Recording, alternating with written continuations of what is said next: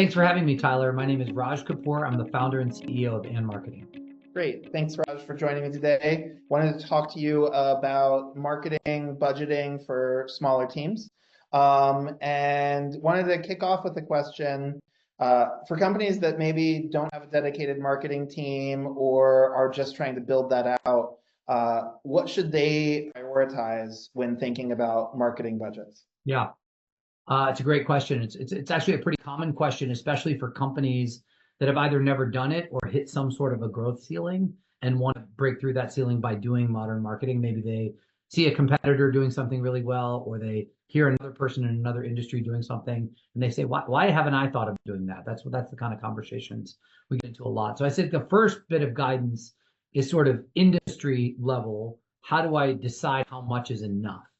And there's a really wide range, and I've done a lot of research on this. The range of like a percentage of revenue that a company who's just sort of starting out should think about is somewhere in the 3-ish percentage on the low end, the 10-ish percentage on the higher end.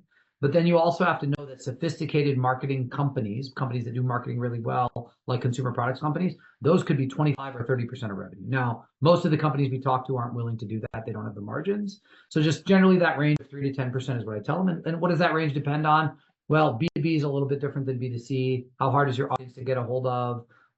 What have you already done? Do you count people? Like all of these types of questions end up being part of that marketing budget. From an actual marketing budget perspective, if you're on a tight budget or you're just getting started, the most important thing I tell people to do is start strategically. And what I mean by strategically, that word can mean a lot of different things, is really think about who is the person you're trying to target. It's not starting with yourself. It's starting with the audience that you're trying to go after. Think about what they do, where they go for information, and what their pain points might be. And then figure out, how do you get there? So for example, if your buyer is online all the time, then you need to think about digital marketing. If your buyer is not online all the time and does something else and goes to events and trade shows or other things like that to get information, then you need to be there and your digital spend needs to be a little less. So always start with strategy and an understanding. Quite often we'll get environments where somebody will think they need to do social media or social media advertising or Google ads. And that's like jumping to step 6 before you understand steps 1 and 2. Right. Yeah. Um, and to go back to your initial point in terms of budget as a percentage of total revenue, you mentioned like some of the pain points and factors of consideration there. One of the big ones that you mentioned is, do people count there?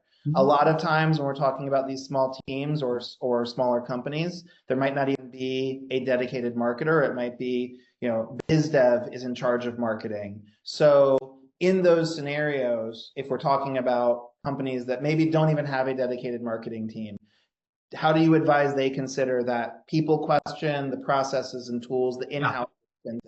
Yeah, so whether you're going to keep your marketing in-house or out of house is really a fundamental decision on how you staff, right? So the core of our business is we call it an outsourced marketing department or a fractional marketing department. So we exist so that you can have a marketing department on your team without it being a full-time W-2 source, right? Like one of the things that came out of the pandemic is that people no longer need everybody on their team to be a full-time W-2 resource. So we basically take our people, fractionalize them, and then let our clients have whatever percentage of that person that they need on a fractional basis, right? So what I would say is think about the people that you need, what percentage of their salary or their cost, if they're in-house, or how much of a person that you might need with an outsourced firm like yours or ours, and then use that as one of the cost factors that you build in to the overall equation, right? When it's a marketing agency like what we do, that cost is very simple to attribute to marketing. It's much more difficult if you say that, well, about 25% of Joe's job is to be a marketing manager, so I'm going to take his salary and consider 25% of that. But that's an easy framework to kind of think about how much they use. Right. Great. Thank you. So how can a smaller team or a smaller company maximize the impact they're getting from their marketing budget? Yeah, I think the number one piece of advice I would give most companies is don't get too fancy too fast, right? Do the basics super well. So once you understand who your target audience is and where they go for information, then build out your digital infrastructure super well. So what is that? That's the basics. have a really good modern looking website. Have that website on some sort of a platform that allows you to do analytics and measure things and how who's visiting, how long do they stay, where do they go, what do they do. Probably some level of search engine optimization, which means when somebody Googles the category that you're in, you show up. And update that website every so often with new content so it's refreshed. That's important to Google so people show up. One of the hidden gems, there's two hidden gems I'll probably share that are maybe feel basic but may not be basic to most companies. The first one is email marketing. Everybody loves to jump to social media, but what you realize is you're building your effort on somebody else's platform. The advantage of creating a really good email list for any company of any size is that you own those people. They are subscribing to you, and you have a direct line of communication. So most people don't put together a really good email list as a fundamental. So that's number one. Number two is that LinkedIn is incredibly useful if you have a business audience. And what I mean specifically is don't just post on LinkedIn from your company page. The thing we found to be really effective right now that maybe companies can steal from is to actually have their executives post about the company and provide educational content from their page. We did a quick study, and basically a company senior level person doing posts on LinkedIn drove 7 to 10 times the reach than that same content being on the company page. And most people don't think of it. Most people think of their own individual use on LinkedIn like a resume site that is badly dated. And so I'd say those are the couple things that just pop off the top of my head. I'll mention one more thing, Tyler. There is a counter trend towards in-person events as well. So maybe the third thing I would suggest is once you figure out where your target audience is hanging out, where they go for information, that might actually be in person. That's more of a sales activity, but you can bucket a budget for trade shows, conferences, informal events, and those types of things. That's actually marketing. That's actually having people go to these events. Maybe you choose to sponsor them. Maybe you choose to do things like that. That's also been really effective as the calendar turns this December. Yeah, that makes a lot of sense. And honestly, so the website is really like being out there, being a consistent presence. But then the other examples you gave, email, LinkedIn from a personal account, from an executive level account, and then events, like those are very relationship driven marketing tactics, which I think, especially when we think about smaller teams, smaller businesses, those are relationship driven businesses. And being able to like be authentic and position yourself from your own voice, whether that's working through an agency on your behalf or just being able to go out and do those things really well.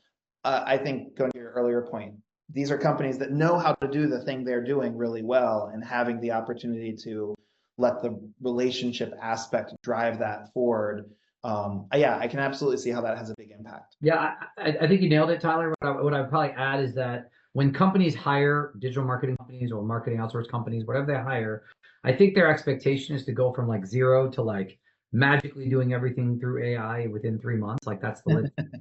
But what I always tell them is first do the basics really well. Do those basics really well, get some results, and then use that as momentum internally to go drive some much more meaningful results. Yeah, absolutely.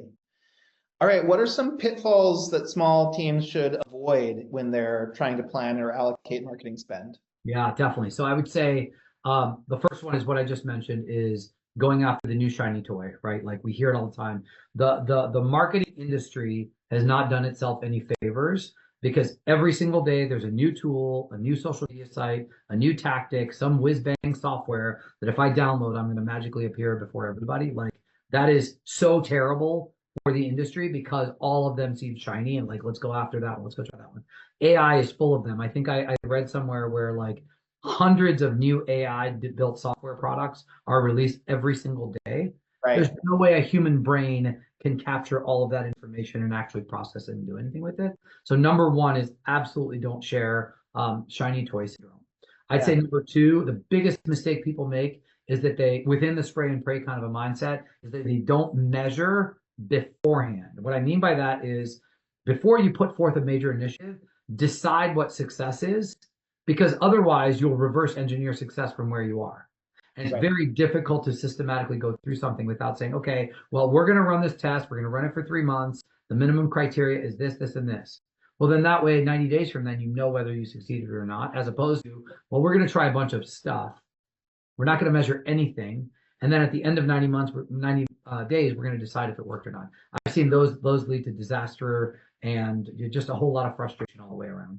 Yeah, absolutely. I mean, I think a lot about teams that are just getting into marketing as an investment for the business tend to take a very return on investment driven approach because that's how they think about sales.